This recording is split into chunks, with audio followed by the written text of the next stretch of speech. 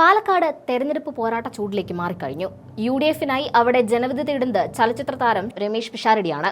UDF-ന് അവിടെ വിജയം സുനിശ്ചിതമാണെന്ന് പറയുന്നുണ്ട് ഷാഫി പറമ്പിൽ MP. പാലക്കാടിന്റെ മുൻ MLA എന്ന നിലയിൽ ആ മണ്ഡലത്തിന്റെ മനസ്സ് മറ്റാരേക്കാളും നന്നായി അറിയാവുന്ന വ്യക്തിയാണ് ഷാഫി പറമ്പിൽ. എന്നാൽ പാലക്കാട് BJP CPM ഡീലുണ്ടെന്ന പ്രതിപക്ഷ നേതാവ് VD സതീശന്റെ പ്രസ്താവനയെ ഷാഫി പറമ്പിൽ തള്ളിക്കളയുകയാണ് ചെയ്തത്. അത്തരം ഡീലുകൾക്കുള്ള ഇടം പാലക്കാടുണ്ടെന്ന് കരുതുന്നില്ലെന്നാണ് ഷാഫി പറമ്പിൽ പറഞ്ഞത്.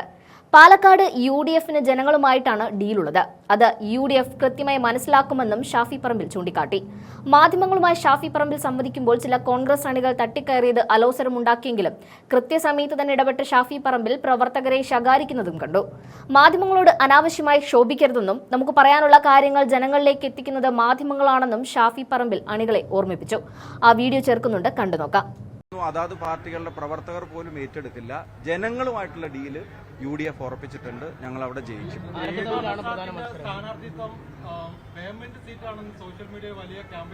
ആരുടെ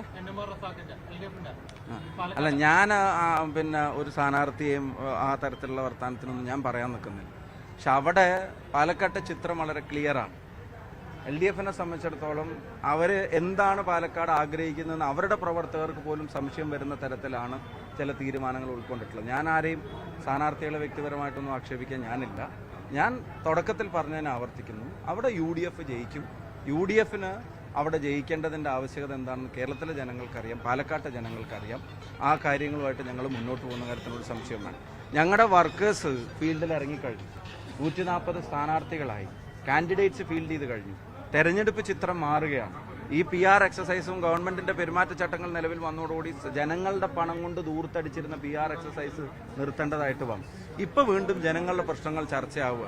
ഞാൻ ബഹുമാനപ്പെട്ട മാധ്യമങ്ങളോട് ചോദിക്കുന്നു, 5 പേർ മെഡിക്കൽ കോളേജിലെ ഫയർ ഇഷ്യൂവുമായി ബന്ധപ്പെട്ട് അവിടെ ഒരു സെക്കൻഡ് അത് ചെയ്യരുതേ. നമ്മൾ പറയുന്ന കാര്യങ്ങൾ ഞാൻ ഒരു സെക്കൻഡ് അവരവരുടെ ജോലി ചെയ്യട്ടെ. നിങ്ങൾ അതിനനുവദിക്കുക. അവർ നമ്മുടെ കാര്യങ്ങൾ ജനങ്ങളിലേക്ക് എത്താൻ വേണ്ടിയാണല്ലോ പറയുന്നത്. അപ്പോൾ അതിനനുവദിക്കുക. ഞാൻ പറഞ്ഞു വന്നത്, തിരുവനന്തപുരം മെഡിക്കൽ കോളേജിൽ 5 പേരുടെ ജീവൻ പൊലിഞ്ഞു തീപിടുത്തത്തിൽ, അല്ലേ? 5 പേരാണെന്ന് ഞാൻ മനസ്സിലാക്കുന്നത്. എന്താ കേരളത്തിലെ മാധ്യമങ്ങൾക്ക് അതൊരു പ്രധാനപ്പെട്ട ചർച്ചയാവാത്തത്? കോഴിക്കോട്ടെ മെഡിക്കൽ കോളേജിൽ പൊലിഞ്ഞപ്പോൾ അത് ഒറ്റപ്പെട്ട സംഭവമാണ്, ഇനി ആവർത്തിക്കില്ല എന്ന് പറഞ്ഞു. എന്നിട്ട് കോഴിക്കോട്ടെ മെഡിക്കൽ കോളേജിന് ശേഷം തിരുവനന്തപുരത്തെ മെഡിക്കൽ കോളേജിൽ 5 പേരുടെ ജീവൻ പോവാണ്.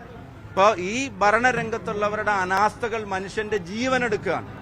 റോട്ടിൽ ഗുണ്ടകൾ പരസ്യമായി ഏറ്റുമുട്ടി ആളുകളെ കൊല്ലുക, പട്ടാപ്പകൽ നിങ്ങൾ കണ്ടതാണ്.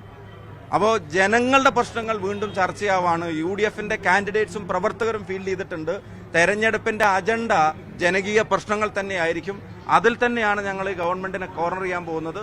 ഭരണവിരുദ്ധ വികാരം എന്നുള്ളതൊരു യാഥാർത്ഥ്യമാണ്, ഒരു വസ്തുതയാണ്. അത് പേരാമ്പ്രയിലൊക്കെ നിൽക്കുമ്പോൾ ശരിക്കും അനുഭവപ്പെടുന്നുണ്ട്.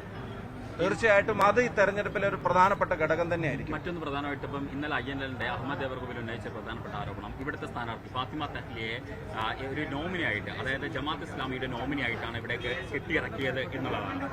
എന്താണ് ആ വിഷയത്തിലുള്ള ഒരു മറുപടി? കാരണം ഫാത്തിമ തഹ്ലിയ വനിതാ ലീഗിന്റെ ഒരു ആളല്ല.